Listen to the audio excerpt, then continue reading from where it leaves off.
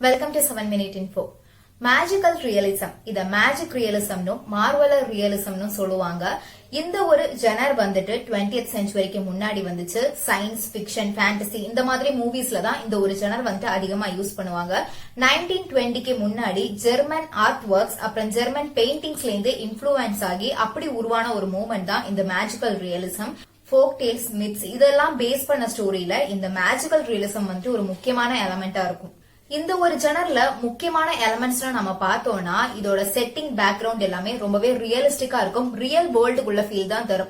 ஒரு ரியல் வேர்ல்டுக்குள்ளேயே ஒரு super natural elements எல்லாம் ஆட் பண்ணுவாங்க. சோ மேஜிக்கல் எலமெண்ட்ஸ் இந்த மாதிரியான ஜெனர்ல இருக்கிற படங்கள் ஒரு கதைகள்ல வந்துட்டு முக்கியமான ஒரு விஷயமா இருக்கும். அதே மாதிரி லிமிட்டடான இன்ஃபர்மேஷன் தான் கொடுப்பாங்க. அப்புறம் இதோட பிளாட் ஸ்ட்ரக்சர் வந்துட்டு ரொம்பவே யூனிக்கா இருக்கும். இந்த ஒரு மேஜிக்கல் ரியலிசம் லாஸ்ட் செஞ்சுரியில வந்து ரொம்பவே யூனிக்கான ஒரு லிட்ரரி மூமெண்ட். இந்த ஒரு லிட்ரரி மூமெண்ட் வந்துட்டு லாட்டின் அமெரிக்கன் ஆத்தர்ஸோட ரைட்டிங் ஸ்டைல நம்மளால அதிகமா பார்க்க முடியும். அதே மாதிரி 1925ல பிரான்ஸ் ரோனு ஒரு ஜெர்மன் ஆர்ட் கிரிட்டிக் அவரோட நேச் எக்ஸ்பிரஷனிசம் ஒரு புக்ல தான் ஃபர்ஸ்ட் இந்த மேஜிக்கல் ரியலிசம் யூஸ் பண்ணிருக்காங்க. அதே மாதிரி மாடர்ன் ரியலிஸ்டிக் பெயிண்டிங்ஸ்ல fantasy and dream like subjects வரும். அத வந்துட்டு டிஸ்கிரைப் பண்றதுக்காகவே இந்த ஒரு மேஜிக்கல் ரியலிசம்ங்கிற ஒரு கான்செப்ட் வந்துட்டு உருவாக்கப்பட்டிருக்கு. இதோட வேர் இல்ல இதோட ஒரு ஸ்டார்டிங் பாயிண்ட் நம்ம பார்த்தோம்னா 1925க்கு முன்னாடியுமே போகும். ஏன்னா நிக்கோலே கோகோல்ஸ்ங்கிற ஒருத்தரோட த நோஸ்ங்கிற ஷார்ட் ஸ்டோரி அது 1836ல பப்ளிஷ் ஆச்சு. அந்த ஒரு கதையில வந்துட்டு மெயின் கேரக்டரா இருக்கிறவனோட மூக்கு போயிரும். அந்த மூக்கு வந்துட்டு மனுஷனா மாறிடும். ஆனா இது வந்துட்டு தெருவுல இருக்கிற யார் கண்ணுக்குமே தெரிஞ்சுக்காது, அவங்களுக்கு புரியவும் புரியாது. சோ அப்பவுமே இந்த ஒரு மேஜிக்கல் ரியலிசம் ஒரு அடித்தளம் இருந்துட்டு இருக்கு. இன்னும் சொல்ல போனா உலகம் உருவான காலகட்டத்திலிருந்தே உலகத்துல மனுஷங்க உருவான காலகட்டத்திலிருந்தே இந்த ஒரு கான்செப்ட் இருந்துட்டு தான் இருக்கு. ஆனா இதுக்கு ஒரு பேர் கொடுத்து இந்த மாதிரி கொண்டு வந்தது வேணா 1925க்கு அப்புறமா இருக்கலாம். அதே மாதிரி இந்த ஒரு லிட்ரரி ஜெனர் லாட்டின் அமெரிக்கால போஸ்ட் கொலோனியல் பீரியட்ல தான் ஃபர்ஸ்ட் வந்துச்சுமே ஒரு பேச்சு இருந்துட்டு இருக்கு.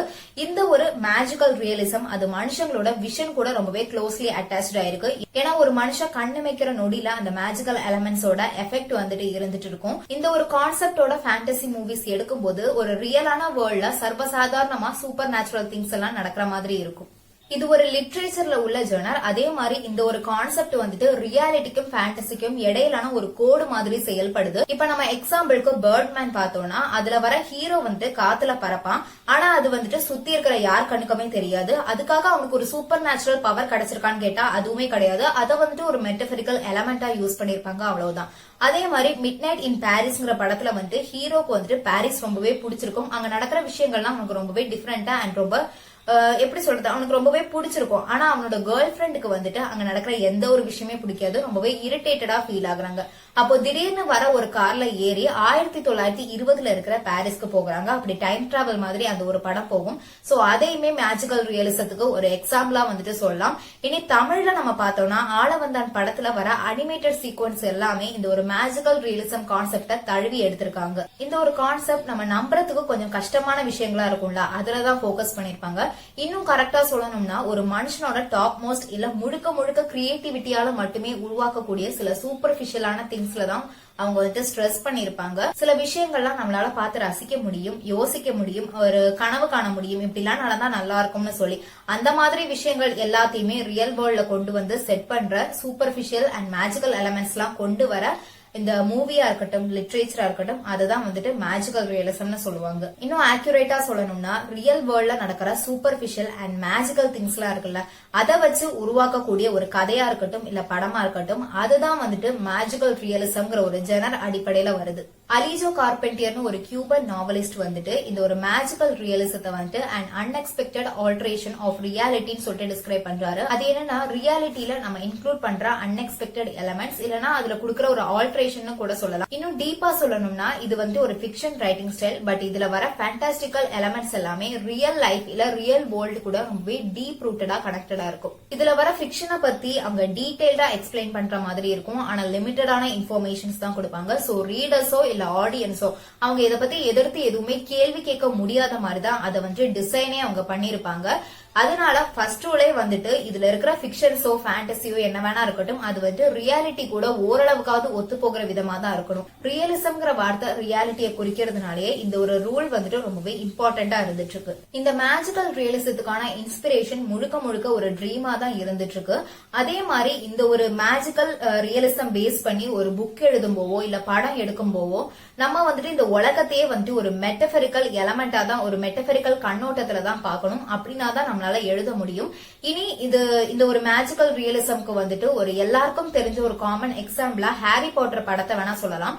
ஏன்னா அது வந்துட்டு ஒரு ரியல் வேர்ல்டுக்குள்ள நடக்கிற ஒரு சூப்பர்ஃபிஷியலான திங்ஸ் தான் வந்துட்டு ஃபுல்லாமே நடந்திருக்கும். இதெல்லாம் ரியலா நடந்தா நல்லா இருக்கும்ங்கிற மாதிரி நமக்கு தோணவும் செய்யும்.